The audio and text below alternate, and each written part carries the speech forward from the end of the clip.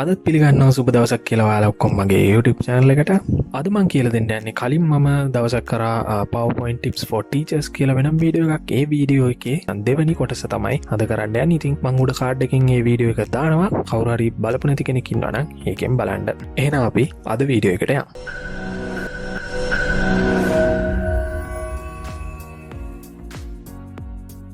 මම පළවෙනියට වීඩියෝ එකකින් කරන්න යන්නේ ඔයාලා ගොඩක් වෙලාවට PowerPoint පාවිච්චි කරනවා නම් PowerPoint වලදී ප්‍රසන්ටේෂන් එක ප්‍රසන්ට් කරනකොට ගොඩක් වෙලාවට PowerPoint හරි වෙන මොන හරි වීඩියෝ ටියුටෝරියල් එකක් වගේ කරනකොට ගොඩක් වෙලාවට වීඩියෝ එක පික් කරනකොට ඒකේ අපි කියනවා කර්සර් එකේ නැත්තම් මේ mouse point එකේ size එක සාමාන්‍යයෙන් පොඩි නැත්තම් එක පේන්නේ නැහැ. ඉතින් මම කියලා දෙන්නම් අද ඒක size එක ලොකු කරගන්න විදිය මේක ලොකු දෙයක් නෙමෙයි. හැබැයි PowerPoint වලදී මේ වගේ ඔයාලට පේන පොයින්ට් එකේ සයිස් එක ලොකු කරගත්තොත් ගොඩක් වැදගත් වෙයි. ඉතින් ඒකට මම මුලින්ම යනවා මේකේ Windows බටන් එක දැන් මම පාවිච්චි කරන Windows 10 නිසා Windows බටන් එක ඔබලා එතන මම සර්ච් කරනවා mouse කියලා. ඊට පස්සේ mouse කියලා සර්ච් කරා නම් ඔයාලට එතන change pointer size කියලා ඔප්ෂන් එකක් පෙන්නනවා. ඉතින් ඒකට ගියා නම් ඒකෙන් ඔයාලට පුළුවන් මෙතන මේ ක්ලික් කරලා මෙතනින් ඔයාලට පුළුවන් මේකේ තියෙන සයිස් එක වෙනස් කරගන්න. ඉතින් මේකෙදි සයිස් එක ඔයාලට වෙනස් කරගන්න පුළුවන්. ඊට අමතරව තව වෙනම කලර්ස් දෙන්න පුළුවන්. ඊට පස්සේ කළු පාට වෙනම තව පොයින්ට් එකක් තියෙනවා. ඒක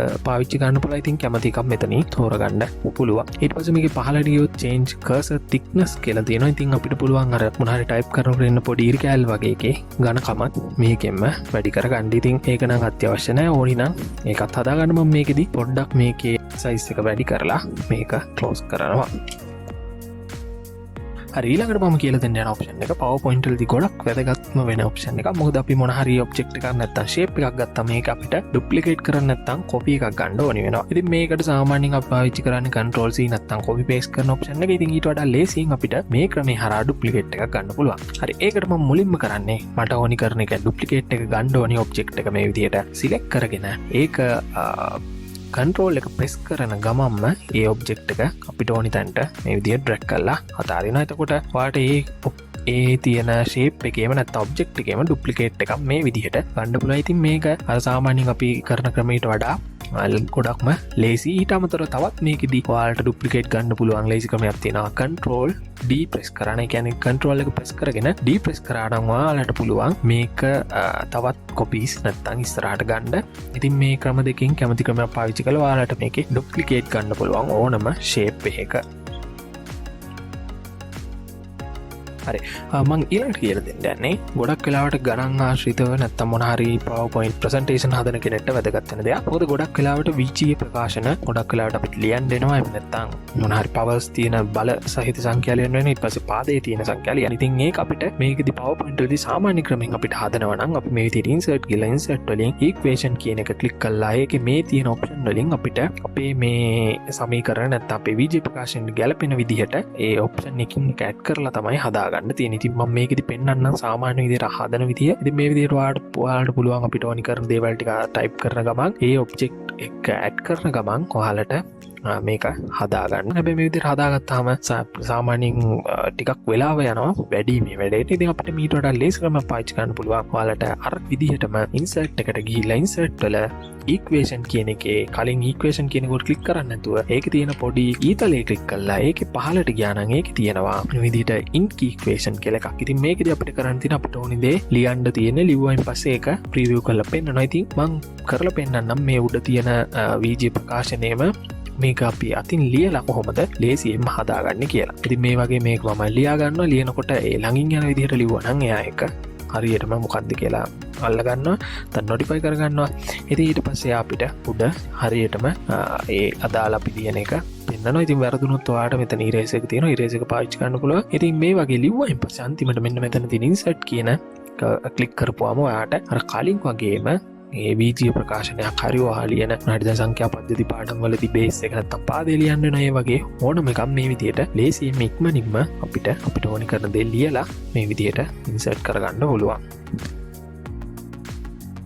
මගේ ඊළඟ ට්‍රික් එක තමයි ඊළඟට කියලා දෙන්න යන්නේ මේ විදිහට අපි මොන හරි පේපර් එක හදනකොට අපිට පුළුවන් ප්‍රශ්න වෙනස් කරන්න තියෙන තැන වෙනස් කරන්න. ඉතින් මේකෙදි අපිට කරන්න පුළුවන් මේක Word, Excel, PowerPoint කියන තුනටම අදාළ වෙනවා. ඉතින් මම මේ විදිහට ප්‍රශ්න ටිකක් හදාගෙන තියෙනවා මේකේ. හිතන්න මේ අන්තිමට තියෙන කොටස මට උඩට ගන්න ඕනි කියලා. ඒකට මම කරන්නේ මේ ටික මෙහෙම සිලෙක්ට් කරලා Shift එකයි Alt එකයි press කරගෙන arrow keys එකෙන් top arrow එකෙන් මම මේ විදිහට මට ඕනි කරන තැනට මේක ගෙනියනවා. ඒ වගේම මට ඕනි මේ දෙවෙනි කොටස අන්තිම ප්‍රශ්නේ විදිහට කරන්න. ඒ වගේම Shift එකයි Alt එකයි press කරගෙන මට පුළුවන් මේක පහළට ගෙනියන්න. ඉතින් මේ ක්‍රමෙන් ඔයාට පුළුවන් ලේසියෙන්ම මේකේ තියෙන කොටස් මාරු කරලා කියන පේපර් එක නම් ප්‍රශ්න ටික කියන්නේ එකම ප්‍රශ්න ටිකේ අංක ටික මාරු කරලා ළමයින්ට දෙන්න පුළුවන්. ඉතින් මේකෙදි මම පෙන්නන්න මේත් එක්කම අපි Word වලට ගියොත් Word වලත් මේක මේ විදිහටම වැඩ කරනවා. ඔයාලට ඒ නිසා පේපර් එකක් මොනාරි හදනවා නම් මේ ක්‍රමෙන් හදලා අපිට කියන්නේ එකම ප්‍රශ්න ටික මාරු කරලා අපිට ළමයින්ට දෙන්න පුළුවන්. එතකොට එහෙම පේපර්ස් ලේසියෙන් අපිට මේ හරහා හදා ගන්න පුළුවන්. ඉතින් ඒක තමයි මගේ ඊළඟට ඔයාලට කියලා දුන්න ට්‍රික් එක.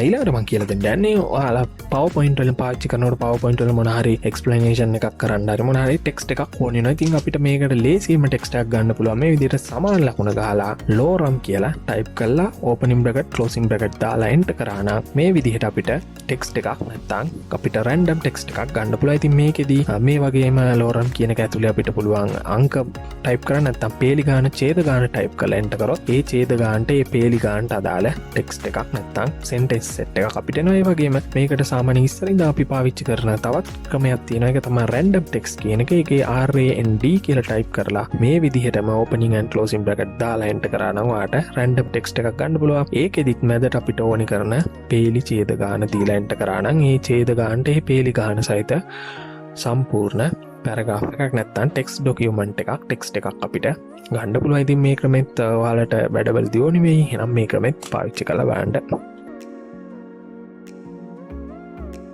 ඊළඟට මම ඔයාලට කියලා දෙන්න යන්නේ මේකෙදී අපි සාමාන්‍යයෙන් PowerPoint වල ගොඩක් දෙනෙක් chart පාවිච්චි කරනවා. chart එකකට animation එකක් දෙන විදිය තමයි කියලා දෙන්න යන්නේ. මේක ගොඩක් දෙනෙක් දන්නේ නැහැ ඇත්තටම animation chart වලට දුන්නට. හරි මුලින්ම මම මේකට සාමාන්‍ය chart එකක් මේ විදිහට ඇඳ ගන්නවා. මේ chart එක normal විදිහට මම ඇඳලා මේක ඕනෙත් කරන විදිහට lock කරලා තියාගෙන මේකට මම මේ විදිහට plot in animation එකක් දෙනවා. ඉතින් සාමාන්‍ය animation එක දුන්නා මේ විදිහට තමයි මේක පෙන්වන්නේ. හැබැයි අපි මේකේ මෙයාගේ animation එක වෙනස් කරන්න පුළුවන්. මෙන්න මෙතන තියෙනවා effect options කියලා එකක්. ඒක ක්ලික් කරා නම් ඔයාට මේකේ බලා ගන්න පුළුවන් අපිට මේ chart එකට දෙන්න පුළුවන් animation වර්ග නැත්නම් animation විදි ගොඩක් තියෙනවා. ඒ කියන්නේ one object as a one object කියන එක සාමාන්‍යයෙන් එන්නේ. ඉතින් මෙතන by series by category ඒ විදිහට වෙනස් විදිහට අපිට මේක දෙන්න පුළුවන්. ඒකට ඔයාලට මෙන්න මේ විදිහට කියන්නේ chart එකේ bars වෙනම animate කිරීමේ හැකියාව තියෙනවා. ඉතින් එතකොට ඔයාලා presentation එකක් කරනවා නම් present කරනවා නම් මේක මේ පාවිච්චි කරලා ලේසියෙන්ම අපිට present කරන්න පුළුවන්. ඒ කියන්නේ explanation එකත් එක්ක.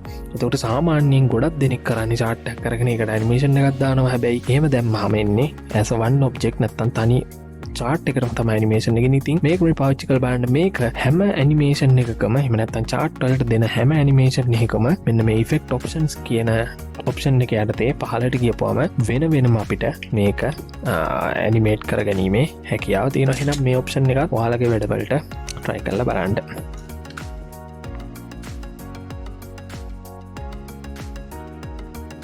ඊට පස්සේ මම කියලා දෙන්න යන්නේ මේකත් ගොඩක් දෙනෙක් දන්නේ නැති දෙයක් නැත්තම් ගොඩක් දෙනෙක්ට ගොඩක් අවස්ථාවල වෙන දෙයක්. ඔයාලා දැකලා ඉතින් සමහර වෙලාවට ප්‍රසන්ටේෂන් කරන්න යනකොට මේ වගේ අකුරු මාරු වෙලා තියෙන ස්ලයිඩ් නැත්තම් ප්‍රසන්ටේෂන් එනවා. මේක ගොඩක් වෙලාවට සිංහලෙන් මොන හරි කරනකොට තමයි වෙන්නේ. මොකද මේක වෙන්න ප්‍රධාන හේතුව තමයි අපි මොන හරි අපි මැෂින් එකේ අපේ PowerPoint version එක අපි මේක හදලා මොන හරි ප්‍රසන්ටේෂන් එක හදලා අරන් යනකොට අපිට ෆොන්ට් එක මිසින් වෙනවා නැත්තම් ෆොන්ට් එක ගන්න බැරි වෙනවා. ඊට පස්සේ අපි වෙනත් කම්පියුටර් එකකට මේ PowerPoint version එකකට දැම්මයින් පස්සේ එයා ගාවේ ෆොන්ට් එක නැත්තම් මෙන්න මේ විදිහට අකුරු මාරු වෙලා තමයි පෙන්වන්නේ. ඉතින් මේක ඇත්තටම මේ සාමාන්‍යයෙන් වෙන දෙයක් ගොඩක් දෙනෙක් කරන්නේ ඉතින් ෆොන්ට් එකත් එක්ක අරන් යනවා. හැබැයි එහෙම කරන්න ඕනේ නැහැ. PowerPoint වල අපිට මේකට ලේසියෙන්ම හදා ගන්න පුළුවන් ඔප්ෂන් එකක් තියෙනවා. හරි ඒකට අපි මුලින්ම යන්න ඕනේ මෙයාගේ ෆයිල් කියන එකට. ෆයිල් කියන එකට ගියා නම් ෆයිල් වල පහළම තියෙනවා ඔප්ෂන් ටැබ් එක. ඉතින් ඔප්ෂන් ටැබ් එකට ගියා නම් ඔප්ෂන් වලින් මෙතන තියෙනවා save කියන ඔප්ෂන් එක. save කියන ඔප්ෂන් එකට ගියාම ඒකේ පහළම තියෙනවා embedded fonts in the file කියලා. ඉතින් මෙන්න මේ මෙතන ටික් එක දාලා ඔයා මේක ඕකේ කරා නම් ඊට පස්සේ ඔයාලට කිසිම ප්‍රශ්නයක් නැතුව